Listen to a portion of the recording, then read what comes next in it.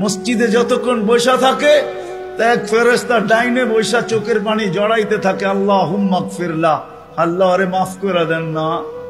আল্লাহ বলে তোরা তো আইলো গেল কি, আপনার ঘরেই তো বের হইছে, আমাকে জিজ্ঞাসা করেন কেন তোর দিলে এত ব্যথা কেন? আপনার ঘরেই তো বের হইছে, বন্দা তো আপনারই সৃষ্টি, সেরা তো আপনিই বানাইছেন। ও যদিও না কান্দে তো আমি ওর পক্ষ হয়ে একটু কান্দতেছি, অসুবিধা কি? আরেকজন বলে আল্লাহুম্মা আরহাম আলাইহি, আল্লাহর উপরে দয়া করেন না।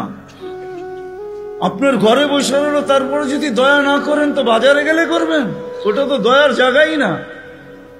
কি করে না করে না দোয়া?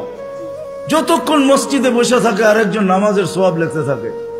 আল্লাহ বলে ঘুমায় তো রইল, তুই নামাজের সওয়াব লেখস না কেন? ঘুমাইলো তো আপনার বাড়িতেই ঘুমাইছে, আর কোথায় ঘুমাইছে? সওয়াব লিখবো না তো লিখবো না কেন? এটাও ফেরেশতা চালায়। আপনি ভাবেন শ্বাস প্রশ্বাস এমনি নেন? কন্ট্রোল রুম আছে, কন্ট্রোল রুম। হ্যাঁ, হাবায়েক ফি আখবারিল মালায়েক কিতাবে আছে, জালালউদ্দিন সুয়ুতি রহমাতুল্লাহ আলাইহি লেখা। যখন শ্বাস নেই তো ফেরেশতা বলে আল্লাহ আমসিকা ওয়াতরুক, বন্ধ করে দিব না খোলা রাখবো? আল্লাহ 1,60,000 বার মেসেজ থ্রো করে, অটো উতরুক আলী আবদি আজাল, খোলা রাখ, সীমা রেখা দেওয়া আছে। যেদিন সীমা রেখায় আসবে ওই দিন বলবো টানবো তো আর ছাড়তে দিবি না, ছাড়বো তো আর টানতে দিবি না। বিনা দ্বিধায় 1,60,000 বার শ্বাস প্রশ্বাস নিতেছি। আসেন একটু ভাবি।